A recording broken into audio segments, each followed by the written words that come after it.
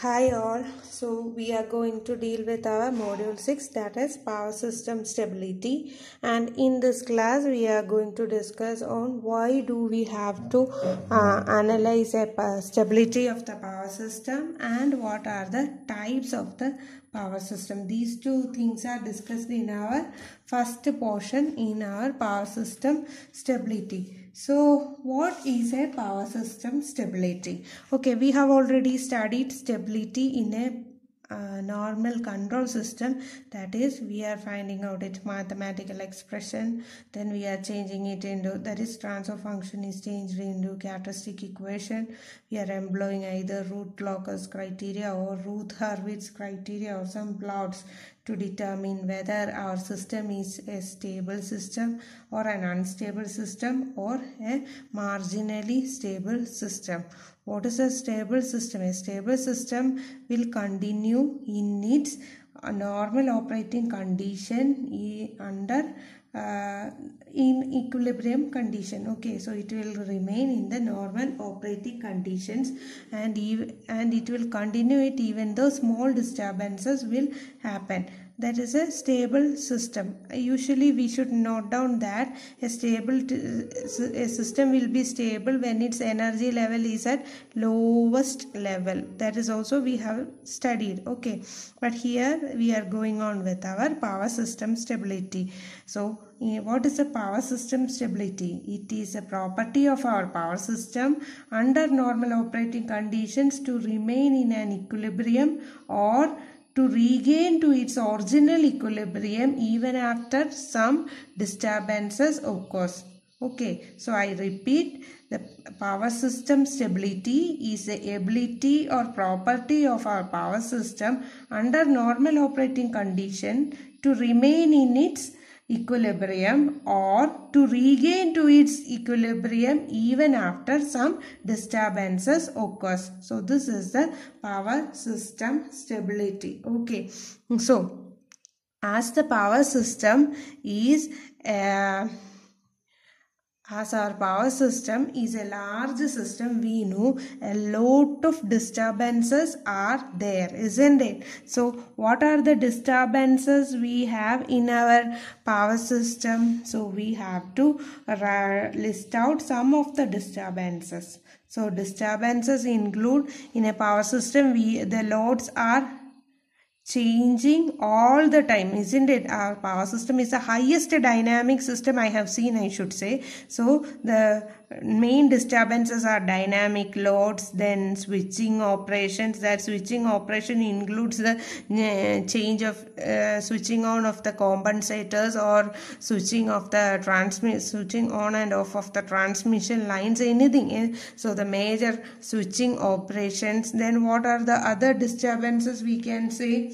Or it can be maybe due to the outage or fault.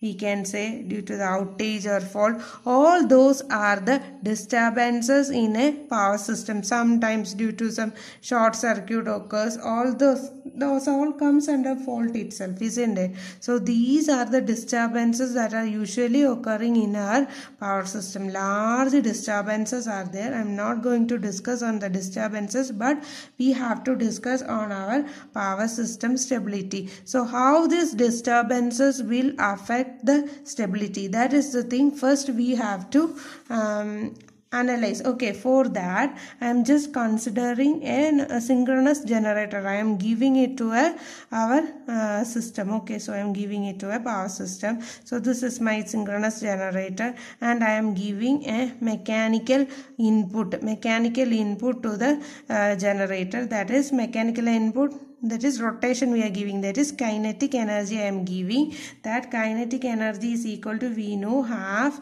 j omega square, isn't it? This is synchronously working, so omega sm square, m for mechanical rotations. Okay, so these two are directly related, isn't it? This omega sm and omega e are related, you already know. Do you know how is a mechanical angle and electrical angle related? So I am going on or I will discuss in our later lecture. Okay, how is a mechanical angle or electrical angle related? It is very easy only. So I am giving my input as half j omega sm square. This is my kinetic energy, and my output is in the form of electrical energy. Okay, so if I am increasing or decreasing my kinetic energy, or if I am increasing or decreasing the load, what will happen? The output will also vary. So if I am increasing my kinetic energy or increasing my input, means my omega as a mechanical input is increasing. That is, I am increasing my mechanical rotations. I hope we know the mechanical rotation. I am rotating it at an angle theta m, or mechanical rotation is equal to 2 by p theta e. I hope you know it. Or for a machine having two poles, that is one a north pole and a south pole, if the machine is rotating, taking 360 mechanical rotations, the electrical rotations is also 360. If my machine is having 4 poles, check 4 poles, north south, north south.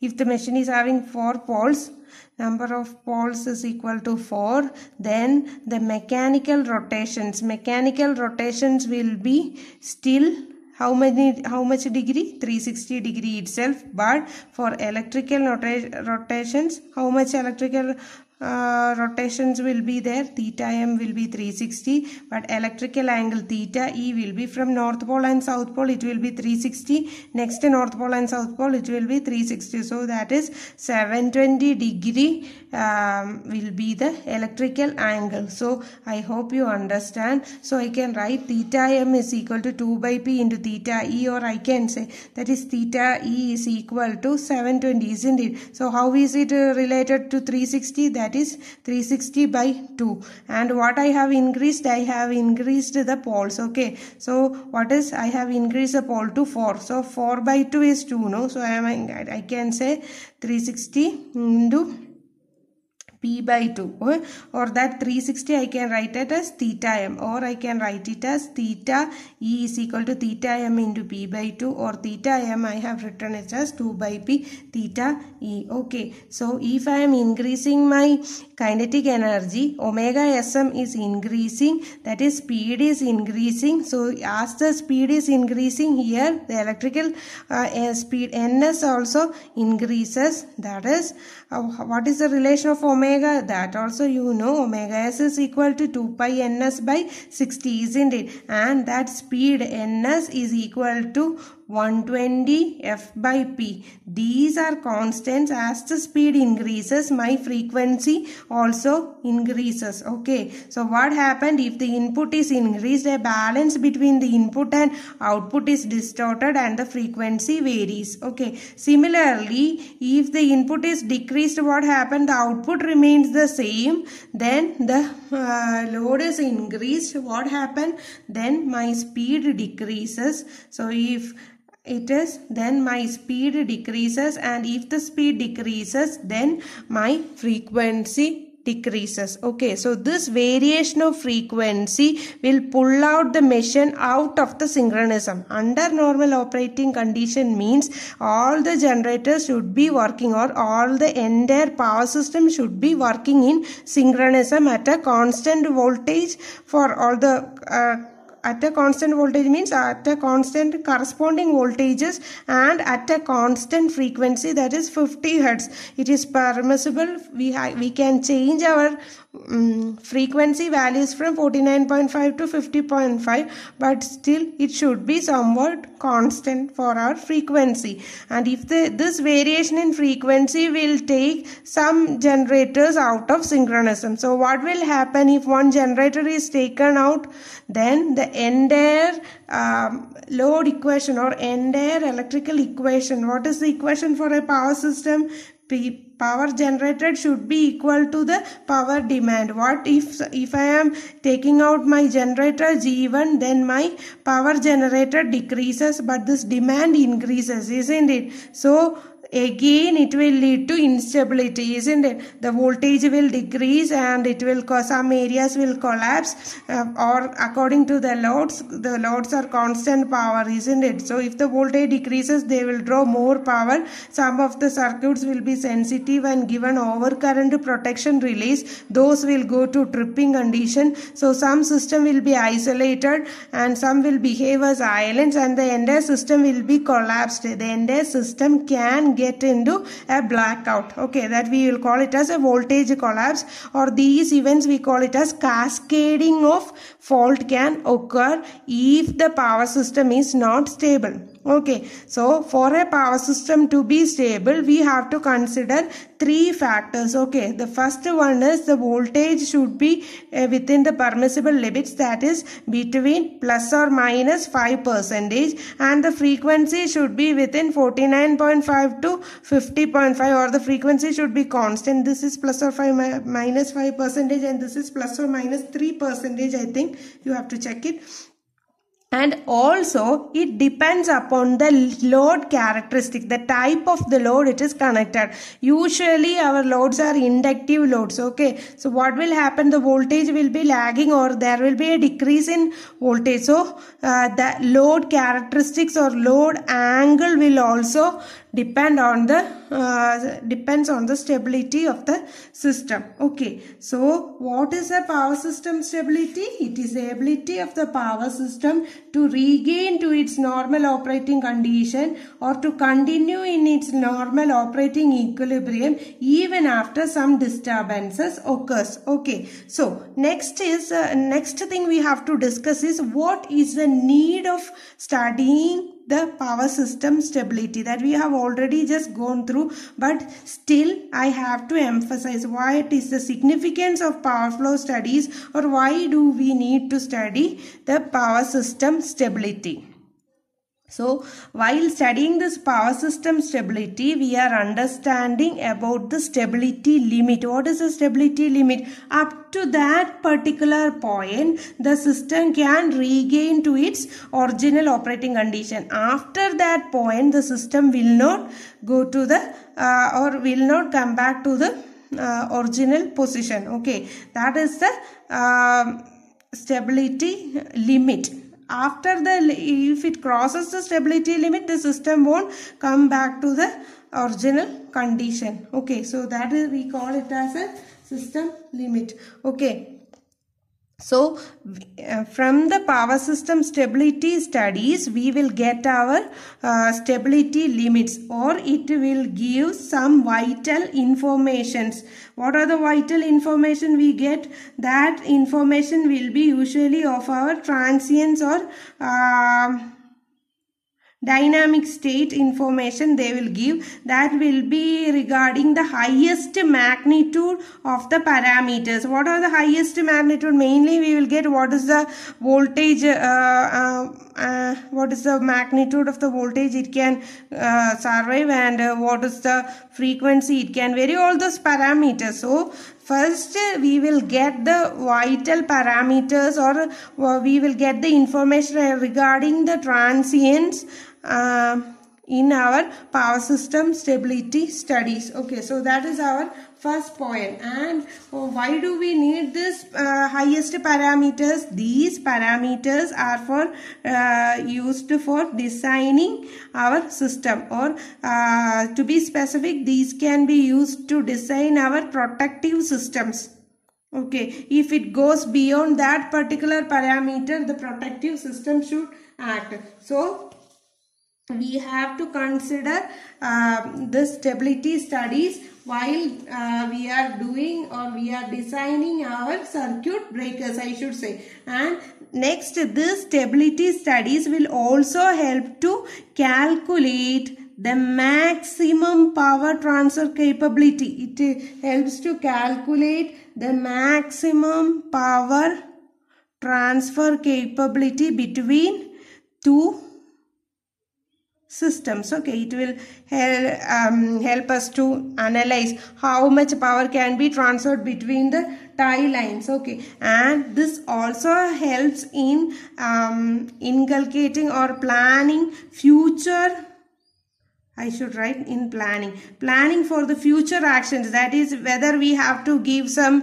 whether is it possible to put some generating stations anywhere or any generations possible, or we should provide any compensators, all those things it will help. Okay, so this power system stability studies are vital for our proper, reliable, continuous power supplies. Okay, so this is the need for power system stability. Again, what are the different classifications of the power system stability? That is the next topic we have to discuss. What are the different types of the power system stability? Okay, in order to study on the different types of the power system stability, we have to consider so many factors. So the classification is based on the factors like, what are the factors we should consider? We should consider which parameter or which variable it is mainly depending on. Okay,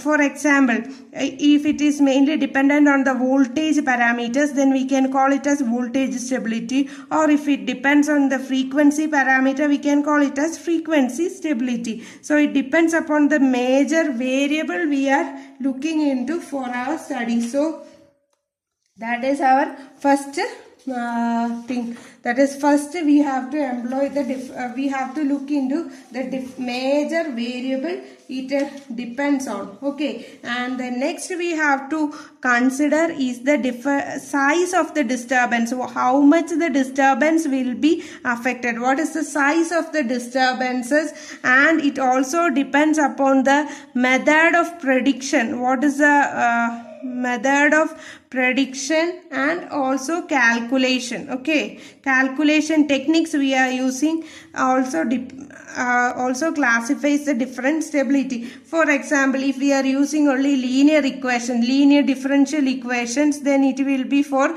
the steady state evaluations, isn't it? We have already studied that linear equations or linear differential equations we have done for our load flow analysis, which is a steady state analysis. While if we are doing for using some dynamic equations, then it may be for some transient conditions. So these factor also should be considered. Next factor to be considered is the time span of the disturbance. What is the time span of the disturbance? Whether it lasts for a long time period or it lasts only for a short duration. That also depends on the classification of power system stability, along with the devices connected in a power system and devices, processes, or the devices includes our relays, switch gears, all those things, circuit breakers and all comes under switch gear, no, relays, all those devices and processes where we are employing discrete process or continuous analysis we are using, all those factors are taken care while classifying our power system stability. Okay, so next, how can we classify our power system stability? So depending upon the depending on all these factors, we are classifying our power system stability into, what is it? First one is a voltage stability, second one is a frequency power system stability, and the third one depends upon the load or rotor angle stability. This is a very important portion, rotor angle stability. Okay, so these are the three main classifications of the power system stability. First, what we have to do is we have to study on the voltage stability. Okay, so voltage stability. What is the voltage stability? We have to say voltage stability is the ability of the power system to maintain steady voltage. It is the ability of the power system to maintain steady voltage. Even after being subjected to disturbances under normal operating conditions. Okay, so this maintaining steady voltage depends on the generation and demand balance, isn't it? we have to keep our generation demand balance in equilibrium in a steady state operation of our power system. So we have to maintain this generation demand balance. If we won't maintain this, then what will happen?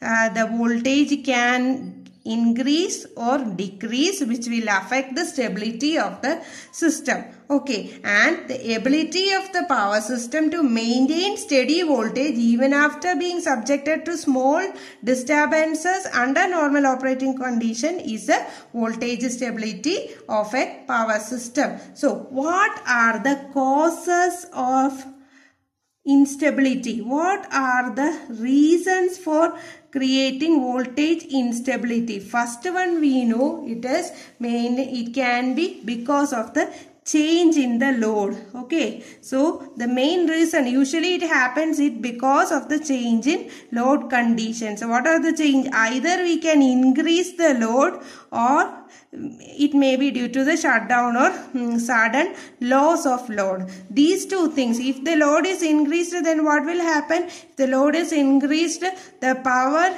output we are getting, or the generated power is a constant, but load is increased. So naturally, constant power, what will happen? The current increases or the voltage decreases. So if the load is increases, the voltage value decreases. Or if what will happen if the load is suddenly lost?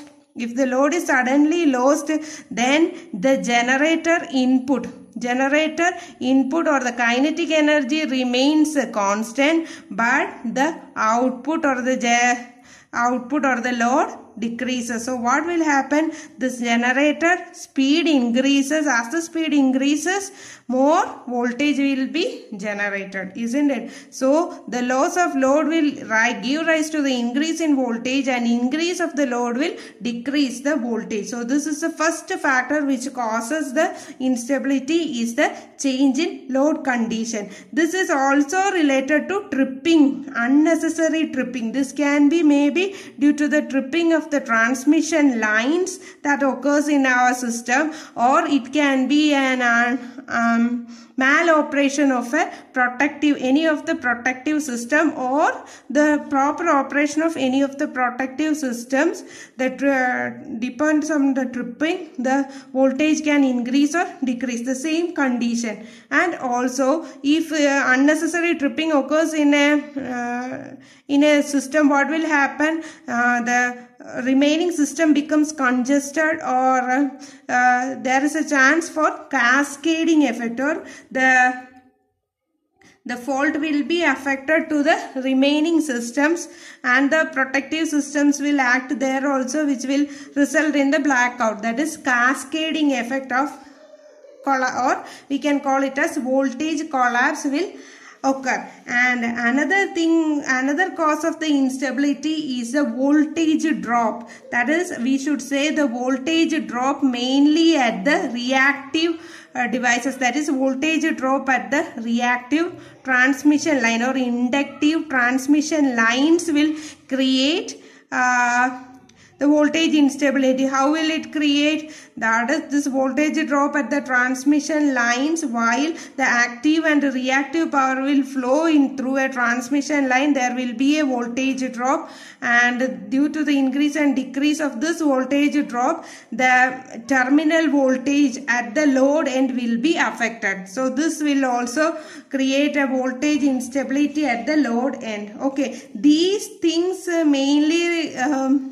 relates to the voltage instability. That is, the voltage decrease, it will happen, that is in cascading and voltage drop. But in some cases, over voltage can happen, or voltage surge will happen if there is an increase in self excitation of a generator. So if there is a change in self excitation or excitation in a alternating system, and also over voltage can happen if there is a capacitive charge.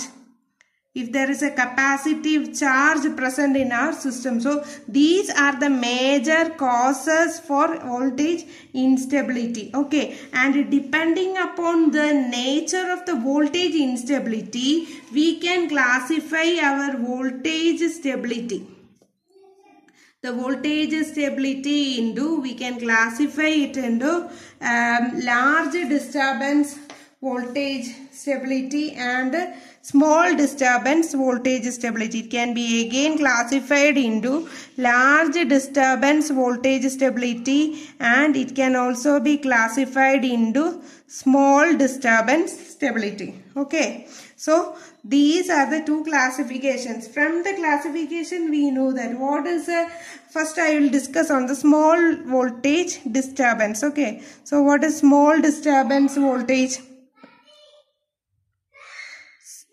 The disturbances will be only very small in this session. That is, it mainly occurs due to the load changes. So in the peak time the load will increase, all those things, no? So it depends upon the small disturbances or small incremental changes of load happens, and the system will be in stable system. Or I can say the ability, the small disturbance voltage stability is the ability to maintain steady voltage when subjected to small disturbances such as incremental changes of a load.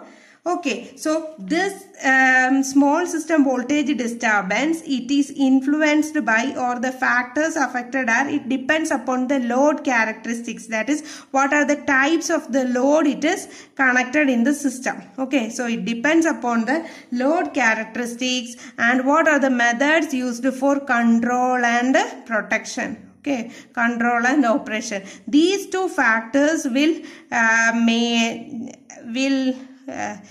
maintain the small signal voltage disturbances. So since this is a small disturbance, it will happen due to the small incremental load change. This will be, we will require only linearized calculations, that is linearized differential equation calculations are used for this small voltage disturbance studies. But we require it. Okay, we have to study small disturbance voltage stability because we have to analyze our system, how our system is sensitive to the changes of the small change in system voltage. For that we are studying small disturbance voltage study. Okay, so this is small disturbance voltage study which happens only due to the small change of loads. Okay, and this disturbance, whether it will survive the disturbance will depends upon the nature of the load connected in the system and what are the different control and protection schemes employed in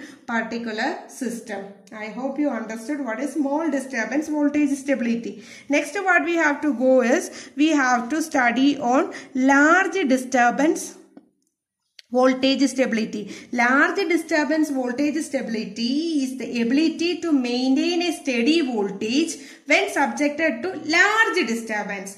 That large disturbance examples are, you know, fault studies, isn't it? Fault studies and generation or contingency studies. Generation failure, all those things.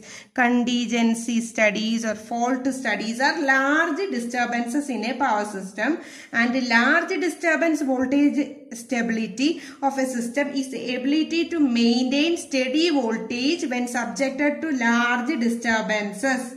Okay, and its ability, whether the system can survive this disturbance, it depends on the factors such as, it depends on the nature of the load. So it depends on the load characteristics. It also depends on what are the types of control actions. Okay, that is, here we are using continuous and discrete control systems. Both we are using.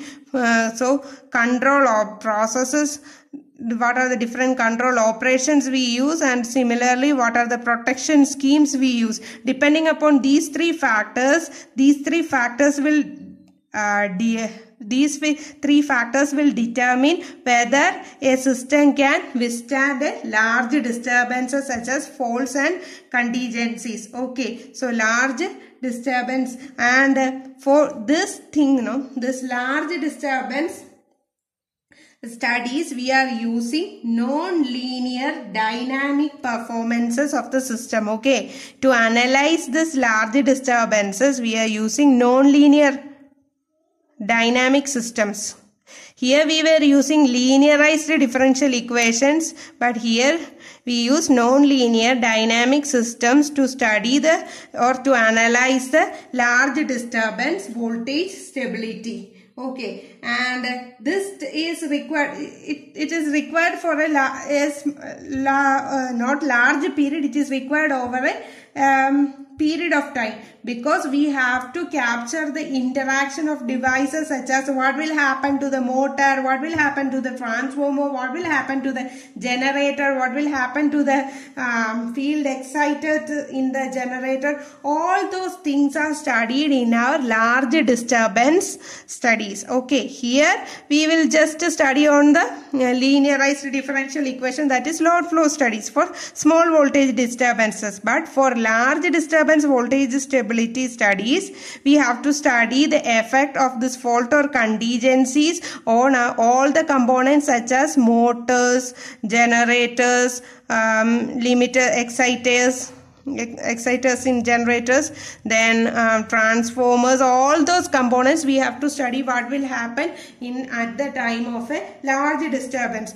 So that we need a non-linear dynamic system for the calculations. Okay, so these are the things we are dealing with. These are the classifications of our voltage stability. Okay, next what we have to do is we have to study on our frequency stability. Next we have to study on the frequency stability. So what is the frequency stability? Similarly, same as that of the voltage, here the frequency stability is the ability of the power system to maintain steady frequency when subjected to a disturbance. Okay, so this also results due to the imbalance between the generation and the load. Same here also we have to maintain the frequency. We have to maintain, oh it is not legible, isn't it? I'm sorry. We have to maintain constant frequency, and this also happens due to the generation and load imbalance will cause frequency stability. I have already told you, isn't it?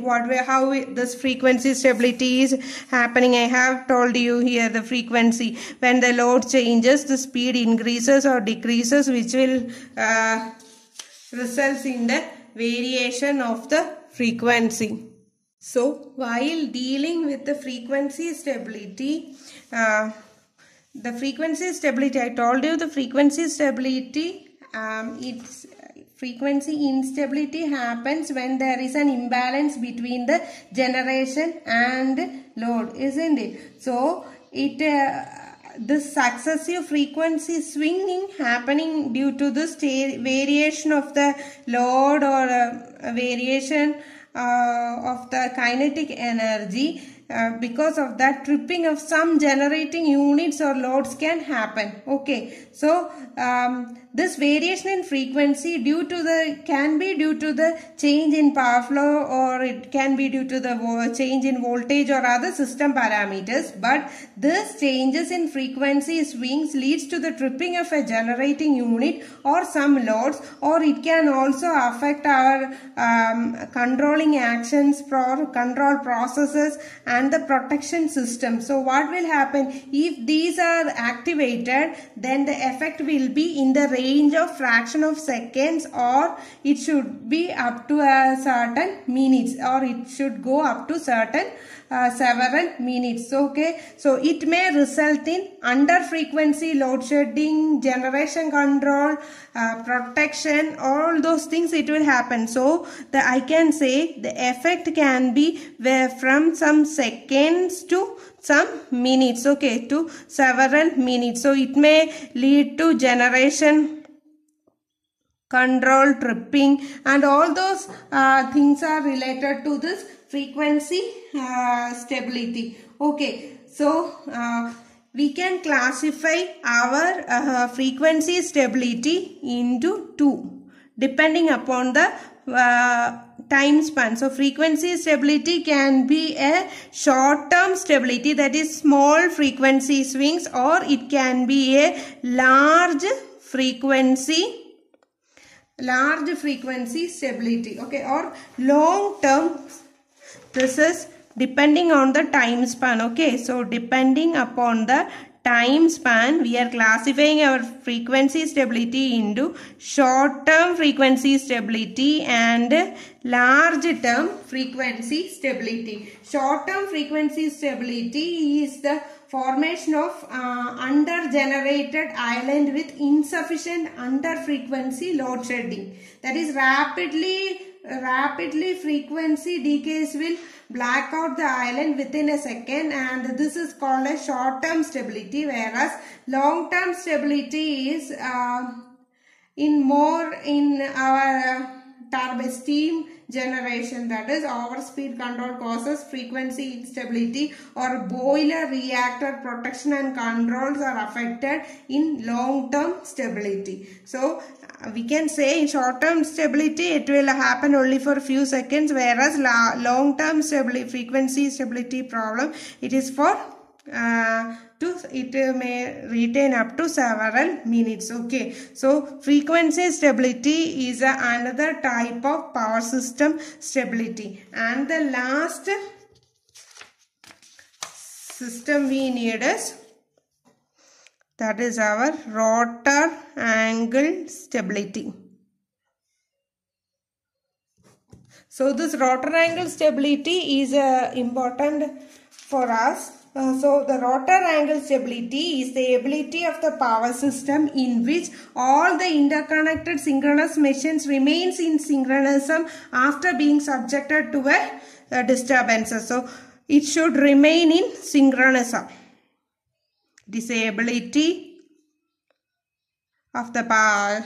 It is the ability of the power system such that all the synchronous machine is still in synchronism even after subjected to a disturbances. Okay, this also depends upon the equilibrium between the generation. This also depends upon the equilibrium between the electromagnetic torque and the mechanical torque of a synchronous machine, that we will discuss in our next section. Okay, so what will happen, this instability occurs in the form of angular swings of some generation. Okay, so what will happen if the angle changes, then the generators will lose the synchronism with another generators. Okay, so this deals with the change in rotor angle, or it deals with the study of the electromechanical oscillations in a power system.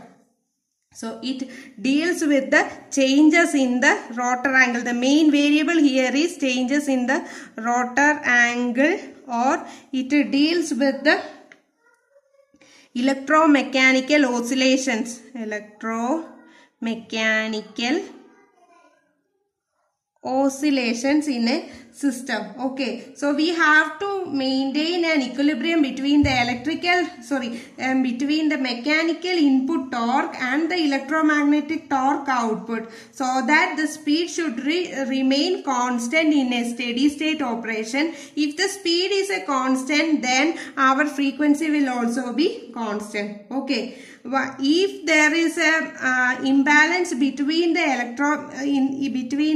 electromechanical output and the mechanical torque input, then there will be a speed variation, or this will result in acceleration or deceleration of the rotors. And if one of the generator runs faster than the other, then the angular difference between the load and it will affect the power angle relationship, which we will deal in our next class. Okay, so due to the speed difference between the machines, the angular separation reduces. So beyond a certain limit, if the angular separation increases, then it will lead to the decrease in the power transfer. We also know that the power P is equal to EV sine delta by X. We know that equation. Okay, so if the speed cannot absorb a kinetic energy due to the difference in rotor speed,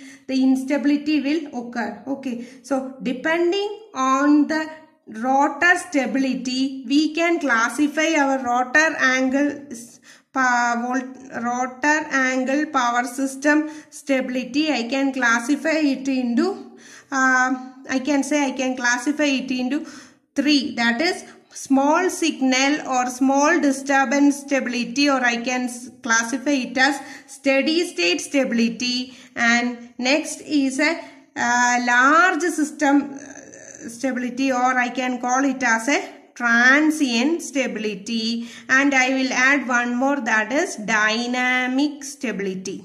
So this is very important portion with reference to the stability with reference to the rotor angle. Okay, so rotor angle stability, we can classify it into a small signal stability or a steady state stability.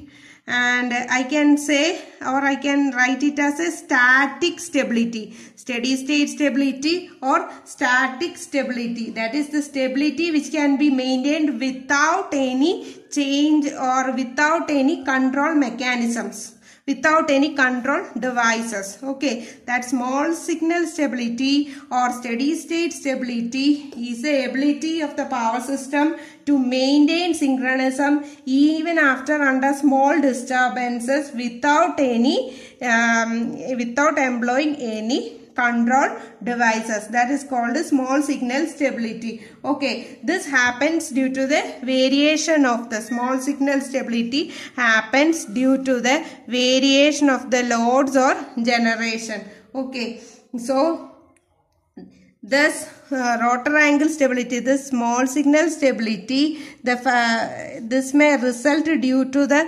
increase in the rotor angle. We have already dealt it. Increase in the rotor angle due to the lack of sufficient synchronizing torque, or due to the rotor oscillations, increasing rotor oscillation. It should be due to the increasing rotor angle or due to the increasing amplitude of rotor oscillations, increasing amplitude of rotor oscillations.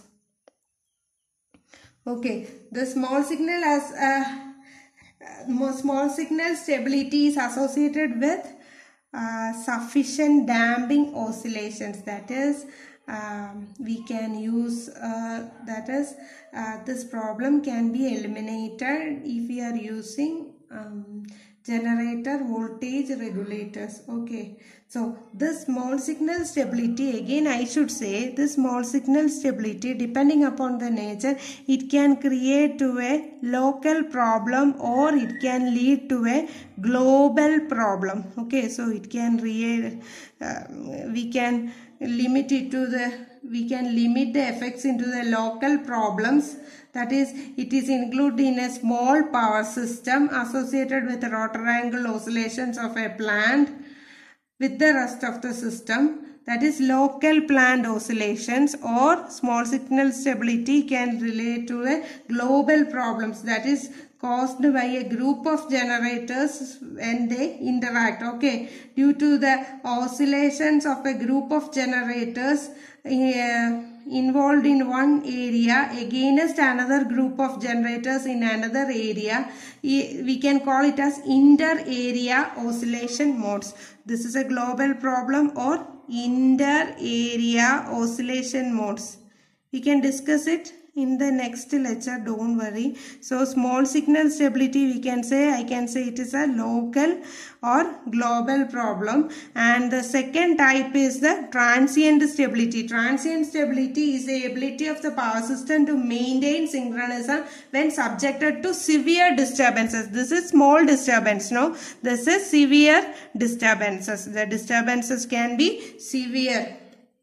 Okay, like that of our large disturbance voltage stability. Okay, so the response of the system is involved with the non-linear power angle relationship. The same we have said in our large disturbance voltage angle. It depends upon